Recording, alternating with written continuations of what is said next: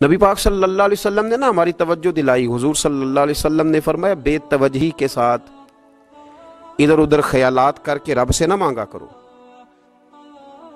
تردد کے ساتھ بے یقینی کے ساتھ نہ مانگا کرو، بلکہ رسول کریم صلی اللہ علیہ وسلم نے فرمایا، یہ حدیث پاک مسلم شریف میں موجود ہے، حضور فرمانے لگے جب رب سے مانگو نا تو اصرار کر کے مانگو. جب رب سے مانگو تو اصرار کر کے، بچہ ناز دکھا رہا ہے اصرار کر رہا ہے، اللہ سے مانگو تو اصرار کر کے مانگو. اور فرمایا رغبت کے ساتھ مانگو. کیا خوبصورت لفظ ہے حدیث کے. حضور فرمانے لگے اصرار کر کے مانگو، رغبت کر کے مانگو. رب کے لیے کوئی چیز دینا مشکل تو نہیں ہے نا، اس کے لیے کوئی مشکل ہے تمہیں عطا کرنا؟ تو رغبت کر کے اللہ سے سوال کرو، اسے مناؤ. اور خود نبی پاک صلی اللہ علیہ وسلم کا حال یہ تھا. حضرت عائشہ صدیقہ رضی اللہ تعالیٰ عنہ فرمانے لگی کہ نبی پاک دعا رسول اللہ صلی اللہ علیہ وسلم، یہ لفظ ہیں حضرت عائشہ کے. اللہ اکبر، ذرا ان میں ڈوب کر دیکھیے گا، ذرا ان لفظوں میں کھو کر دیکھیے گا. ام المومنین کیا فرماتی ہیں؟ حضرت عائشہ صدیقہ فرماتی ہیں، یہ بھی مسلم میں موجود ہے، کہتی ہیں دعا رسول اللہ، کہتے ہیں نبی پاک نے دعا مانگی، حضور نے دعا مانگی. سبحان اللہ، کیا لفظ ہیں، کیا وجد آفرین جملے. کہتے ہیں دعا رسول اللہ، نبی پاک نے دعا مانگی، ثم دعا، دعا مانگ کر حضور پھر دعا مانگنے لگے. حضور نے دعا مانگی اور دعا مانگ کر حضور پھر دعا مانگنے لگے. اور ثم دعا رسول اللہ تیسری دفعہ فرماتی ہیں، کہتی ہیں حضور نے دعا مانگی اور دعا مانگ کر پھر دعا مانگنے لگے. یعنی حضور نے دعا مانگی اور پھر دعا مانگی اور دعا ختم ہو گئی تو تیسری دفعہ پھر دعا مانگی. یعنی حضور نے مانگا. کیا کہا حضرت نے؟ فرمانے لگے مانگیں گے مانگے جائیں گے، منہ مانگی پائیں گے. سرکار میں نہ لا ہے نہ حاجت اگر کی ہے، مانگیں گے مانگے جائیں گے، منہ مانگی پائیں گے. حضور نے دعا مانگی اور دعا مانگ کر پھر دعا مانگی اور دعا مانگ کر پھر دعا مانگی.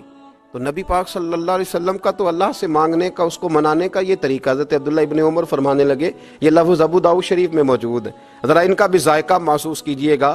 حضرت سیدنا عبداللہ ابن عمر فرماتے ہیں میں حضور کی مجلس میں حاضر تھا، حضور مانگنے لگے اللہ سے، حضور اللہ سے مانگنے لگے. میں تو کئی دفعہ یہ دعا بھی مانگنے لگ جاتا ہوں کہ اللہ تو ان دعاؤں کی طرف تو دیکھ جو تیرے رسول نے ہمارے لیے مانگی.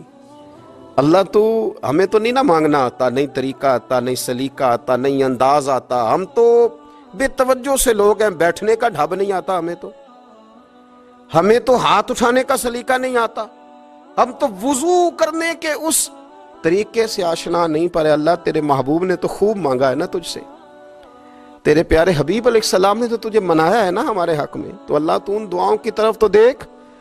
حضرت عبداللہ ابن عمر رضی اللہ تعالیٰ عنہ فرماتے میں حضور کی مجلس مبارکہ میں بیٹھا تھا، ابو داؤد شریف میں موجود ہے. کہتے ہیں حضور دعا مانگ رہے تھے. دعا کیا تھی؟ دعا حضور یہ مانگ رہے تھے، رب اغفر لی، یا اللہ ہمیں بخش دے، وتب علی، اللہ ہماری توبہ قبول فرما، انک انت التواب الرحیم، بے شک تو توبہ قبول کرنے والا اور رحم کرنے والا.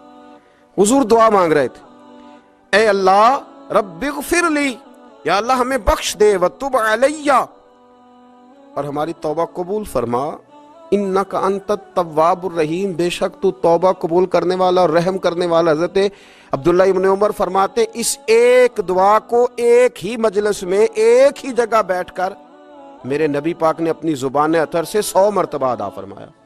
100 مرتبہ حضور نے یہ لفظ کہے، رب اغفر لی وتب علی، رب اغفر لی وتب علی، رب اغفر لی، اے اللہ بخش دے، رحم فرما، وتب علی، بس قبول کر لے نا اب ہماری توبہ، انک انت التواب الرحیم، بے شک تو توبہ قبول کر لیا کرتا ہے، تو رحم فرمایا کرتا ہے. ایک ہی مجلس میں 100 دفعہ حضور نے دعا مانگی، دعا مانگ کے پھر دعا مانگی اور دعا مانگ کے پھر دعا مانگی.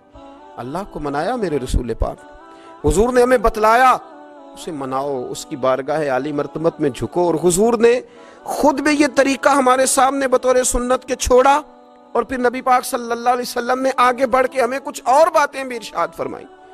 حضور نے ہمیں بتلایا کہ پچھلے لوگ اپنے رب کو کیسے مناتے تھے، وہ کس طرح اس کے حضور ناز عرض کرتے تھے، منانے کے طریقے بھی بتلائے.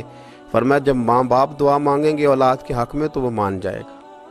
حضور علیہ السلام نے فرمایا جب مسافر دعا مانگے گا تو اللہ مان جائے گا. فرمایا میرے رسول کریم نے کہ جب بیمار دعا مانگے گا تو اللہ مان جائے گا، اور سید عالم علیہ السلام فرمانے لگے جب تمہارے ضعیف، کمزور، مجبور لوگ دعا مانگیں گے تو اللہ مان جائے گا، اور حضور نے فرمایا جب تم فرض ادا کر کے دعا مانگو گے تو اللہ مان جائے گا، اور میرے محبوب نے فرمایا جب پچھلی رات اٹھ کے تم اس کے حضور عرض کرو گے تو وہ تمہاری دعاؤں کو قبول کر لے گا، وہ تم مان جائے گا۔ اور حضور نے ہمیں دن بتائے، فرمایا جمعے والے دن مانگنا مان جائے گا، شب قدر کو مانگ لینا مان جائے گا، شب برات میں دعائیں کرنا وہ مان جائے گا، رمضان کی راتوں میں مانگنا مان جائے گا، قرآن پاک کے ختم کے موقع پر دعا کرنا مان جائے گا۔ طریقے بتلائے۔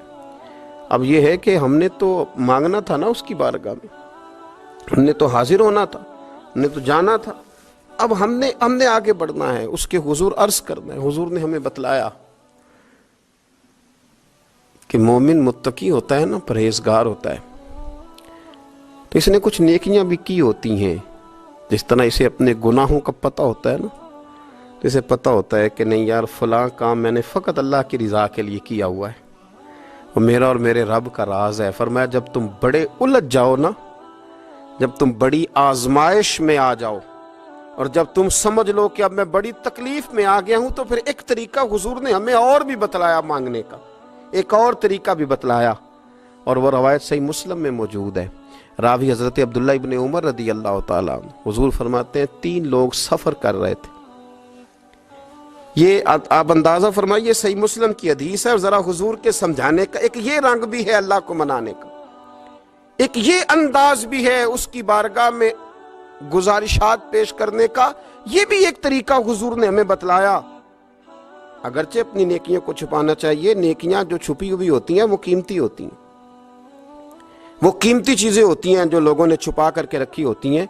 حضرت عبداللہ ابن عمر فرمانے لگے کہ نبی پاک صلی اللہ علیہ وسلم فرماتے ہیں 3 لوگ سفر کر رہے تھے، رستے میں طوفان آ گیا، تیز بارش شروع ہو گئی، تو حضور فرماتے ہیں وہ تینوں بارش سے بچنے کے لیے ایک غار میں چھپ گئے۔